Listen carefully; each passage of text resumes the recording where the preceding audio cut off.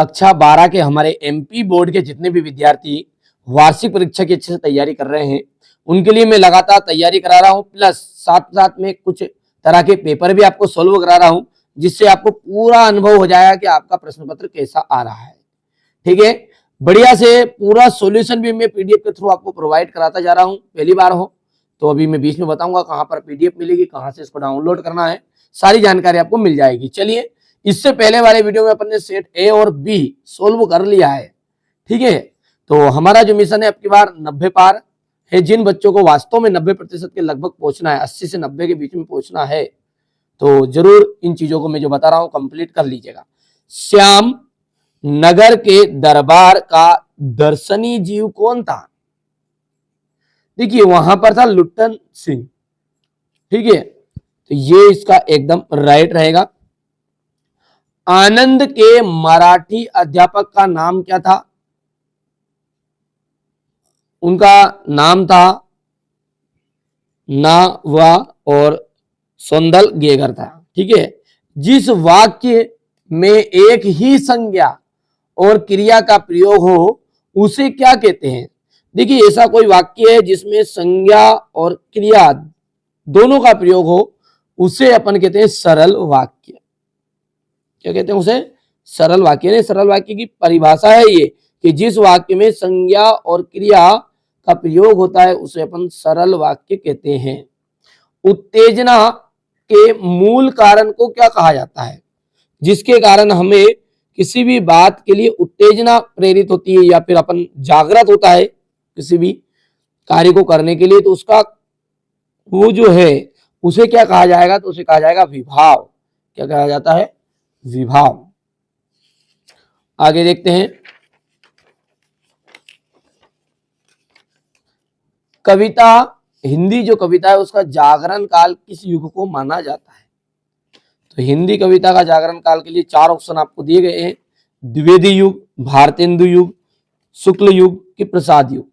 तो यहां पर भारतेंदु जो युग है उसको जागरण काल के रूप में माना जाता है। कभी कभी कॉम्पिटिशन एग्जाम में भी ये आ जाता है, याद रखिएगा जरूर। कविता फूलों के बहाने है खिलना। भगतीन, रिक्त स्थान है क्वेश्चन आपका 2 में। भगतीन की जो कहानी है अधूरी है, कौन कह रही है? महादेवी वर्मा कह रही है। ये जो बुक में आपकी लाइन है वहां से ली गई है क्वेश्चन। भगतीन की कहानी अधूरी है पर उसे खोकर में पूरा नहीं करना चाहती। ठीक है, ये जो कविता है जो मैंने यहां पर लिखी है, ये मैं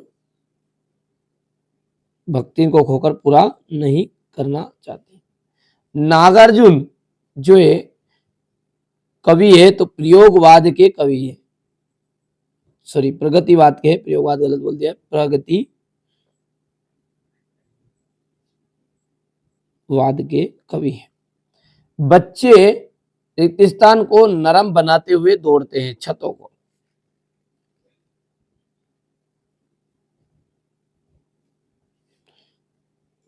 सौंदल गेगर मास्टर जो है ना वो क्या पढ़ाते थे? तो अभी अपन ने स्टार्ट में पढ़ा है, यहां पर देखो ध्यान से, ये ऑप्शन फिर से रिपीट हो रहा है ना।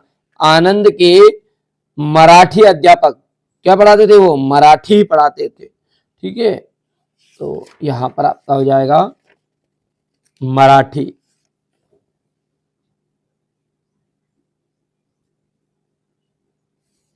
लोक प्रसिद्ध उक्ति को ही अपन लोकोक्ति कहते हैं। लोकोक्ति कहते हैं।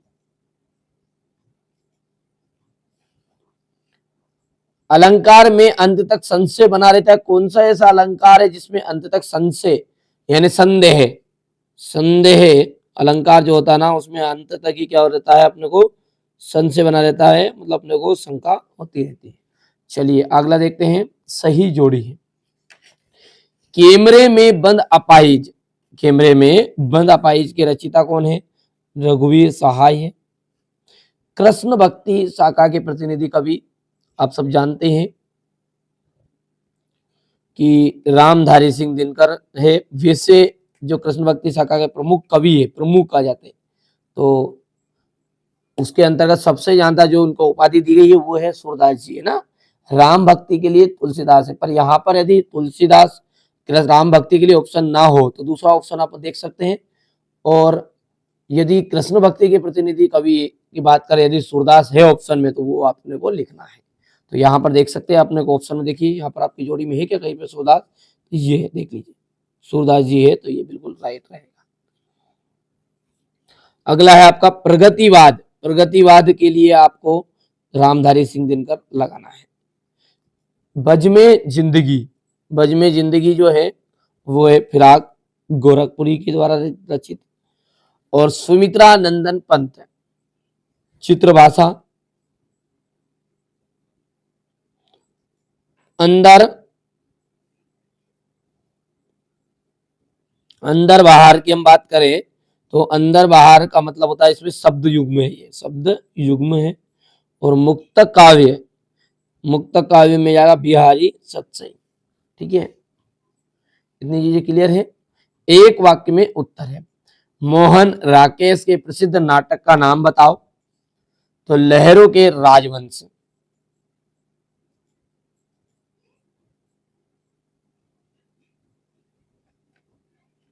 लहरों के राजवंश।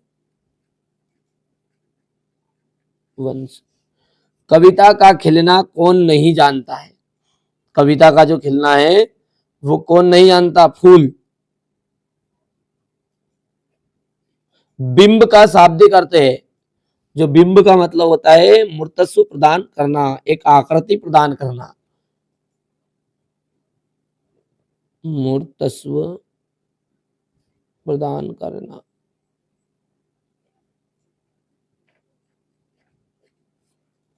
दो या दो से अधिक व्यक्तियों के बीच होने वाले संभाषण को अपन कहते हैं संवाद। क्या कहलाता है वो, संवाद कहा जाता है उसे। ठीक है, चलिए आगे बढ़ते हैं। पंचतंत्र में किस प्रकार की कहानियां लिखी गई है।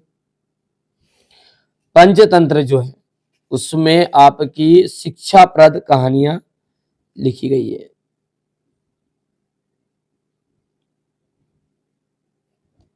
ठीक है भैया, इसके बाद में अपन आगे देखते हैं। तो अगला यहाँ पर तो देखिए जो छठा है, सिंधु सभ्यता का सबसे बड़ा नगर वो है धोलावीरा। लुट्टन पहलवान को पाल पोसकर किसने बड़ा किया था, विधवा सास ने।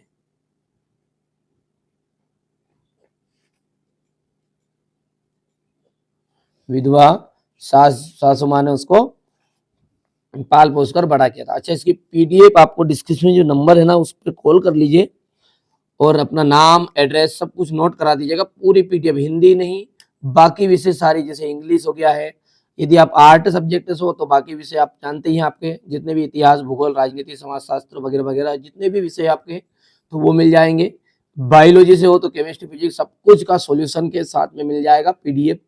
जो कॉन्टेक्ट नंबर दिए गए उस पर कॉल कर लीजिएगा, सारी जानकारी आपको मिल जाएगी और व्हाट्सएप पर मैसेज कर दीजिएगा। लेकिन अपना क्लास जरूर लिखिएगा और नाम और एड्रेस जरूर दे दीजिएगा। ठीक है, चलिए अब आगे बढ़ते हैं, इसको समझते हैं यहाँ से, और बाकी सॉल्यूशन आपको पूरा पीडीएफ के थ्रू वहां पे मिल जाएगा। भगत जी का चूरन हाथों हाथ बिक जाता था, ये बात बिल्कुल सत्य है।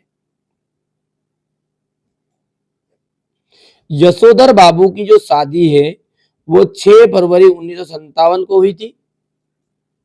ठीक है, तो ये आपका असत्य रहने वाला है। चलिए अब आगे बढ़ते हैं। यदि आपसे वो एग्जिट पूछ लेता है कि यशोधर बाबू की जो शादी है हुई थी वो कब हुई थी, ऐसा एक वाक्य में आ गया, फिर क्या करोगे, तो आपको लिखना है उनकी जो शादी हुई थी ना, यहाँ पे मैं लिख भी देता हूँ 6 फरवरी 1947 है ना, यहाँ पर 1957 लिखा है, कंफ्यूज करने के लिए आपको दिया है ना। चलो, आहा तुम आ गए आज्ञावाचक शब्द है, जिसे किसी व्यक्ति को एकदम से खुशी होती ना, तो वहां पर आज्ञावाचक नहीं है, वो है विस्मयादि वाचक। तो यहाँ पर पहले तो इसको मैं लिख देता हूँ, ये है आपका असत्य। क्यों असत्य, क्योंकि ये जो शब्द है, ये जो वाक्य है, सॉरी शब्द नहीं वाक्य, ये आपका विस्म यादि बोधक शब्द है, विस्मयादि बोधक वाक्य, ठीक है। अगला है श्रृंगार रस का स्थायी भाव। श्रृंगार रस का जो स्थायी भाव होता है वो हास होता है, ये तो हास्य रस का है, तो ये बात भी आपकी असत्य है। क्यों असत्य है? सभी जानते हैं, क्योंकि रति उसका आंसर रहता है। प्रयोगवादी कवियों ने प्रकृति का मानवीकरण किया है, तो ये असत्य बात है। ये भी जो हमारे प्रयोगवादी कवियों हैं उन्हें प्रकृति का मानवीकरण नहीं किया, प्रकृति को अपने विविध रूपों में बताया है। प्रकृति को अपने विविध रूपों में दिखाया है।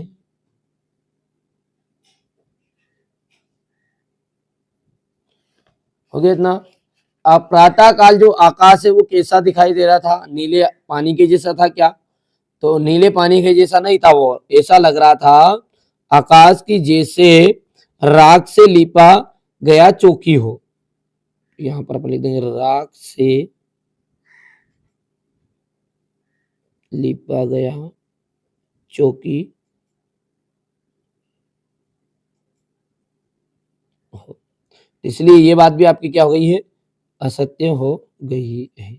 यानी इसमें केवल और केवल एक सत्य ऊपर वाला ही है। सबसे पहले वाला बखज्जे का चूरन हाथों हाथ बिक जाता था। अब देखिए, सीरीज का पेड़ भयंकर लू के थपेड़े खाकर संसार को क्या देता है? इस तरीके से देख सकते हैं। क्वेश्चन नंबर 6, 7 है, ये 8। इसी तरीके से पूरे टोटल आपको 23 क्वेश्चन है ये, ठीक है। पूरे के पूरे क्वेश्चन में आपको पीडीएफ के थ्रू प्रोवाइड करा दूंगा सॉल्यूशन के साथ में। आप केवल दिए गए नंबरों पर कॉल कर लीजिएगा, ठीक है। जो सारी चीजें मैं आपको बता रहा हूं उनको आप अच्छे से कंप्लीट कर लो। और जिन बच्चों को वास्तव में 90% के लगभग बताना है, बनानी है, ठीक है, वो जरूर मेरे द्वारा बताए गए जो पेपर बता रहा हूं उनको कंप्लीट करिएगा।